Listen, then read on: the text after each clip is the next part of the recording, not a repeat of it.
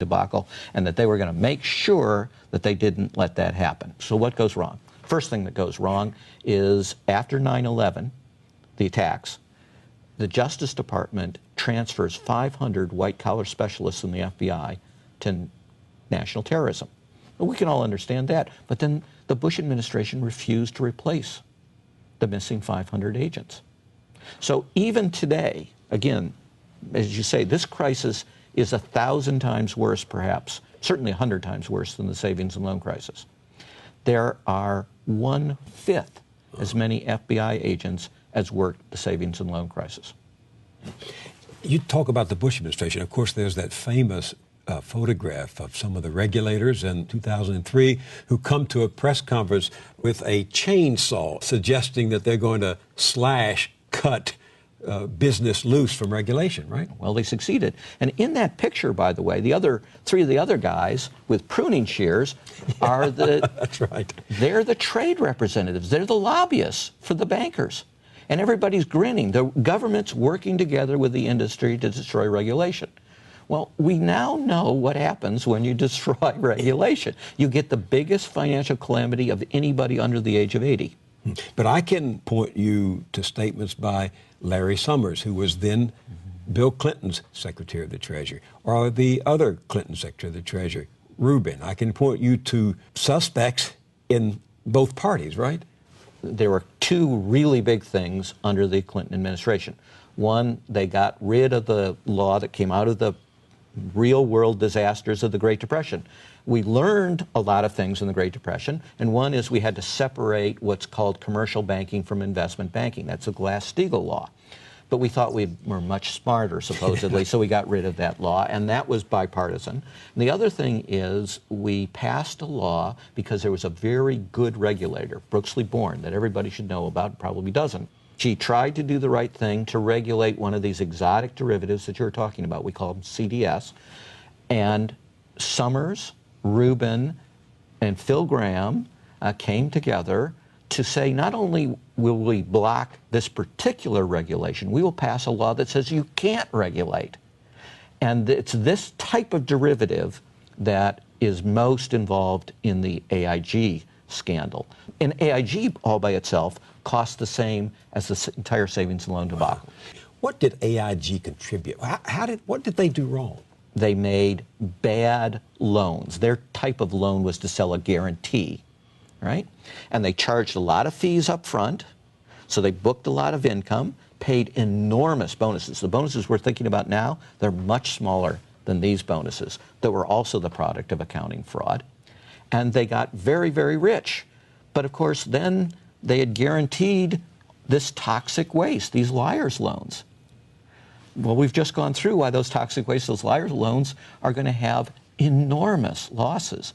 And so you have to pay the guarantee on those enormous losses, and you go bankrupt. Except that you don't in the modern world because you come to the United States and the taxpayers play the fool under Secretary Geithner and under Secretary Paulson before him.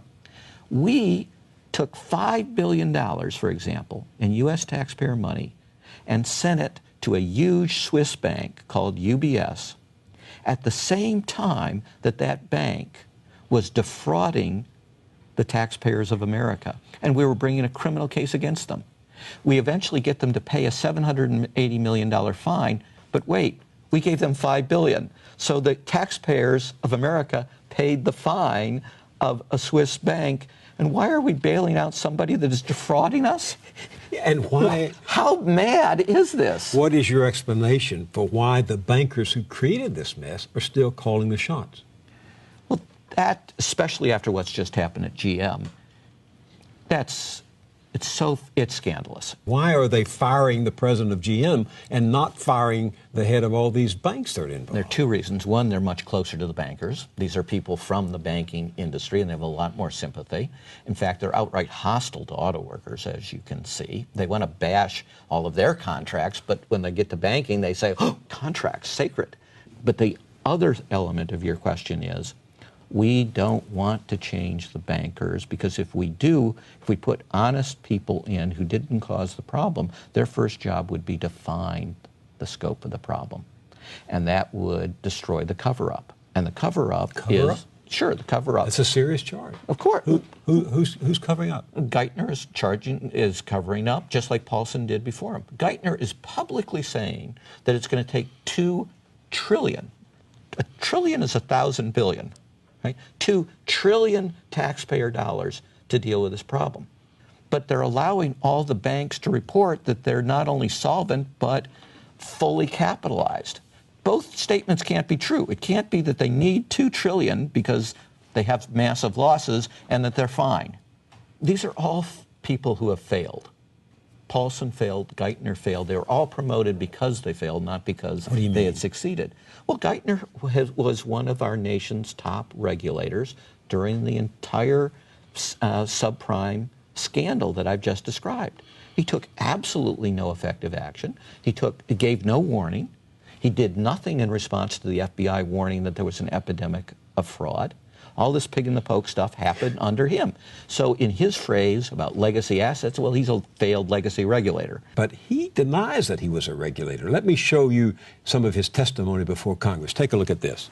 I've never been a regulator, for better or worse, and I think you're right to say that we have to be very skeptical that regulation can solve all these problems. We have parts of our system which are overwhelmed by regulation.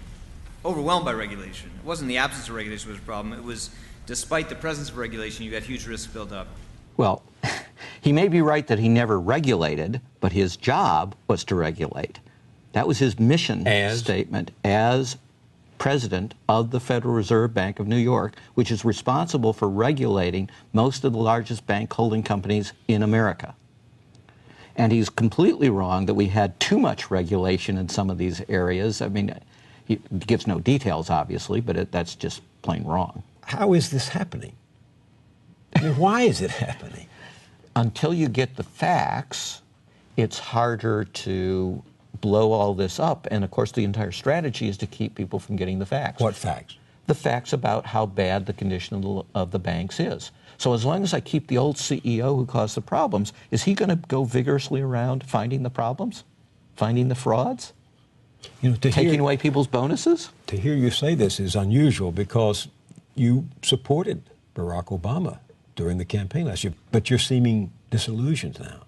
Well, certainly in the financial sphere, I am. I think, first, the policies are substantively bad. Second, I think they completely lack integrity. Third, they violate the rule of law.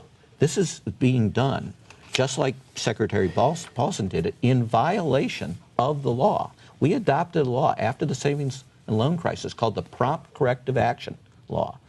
And it requires them to close these institutions, and they're refusing to obey the law. In other words, they could have closed these banks without nationalizing them?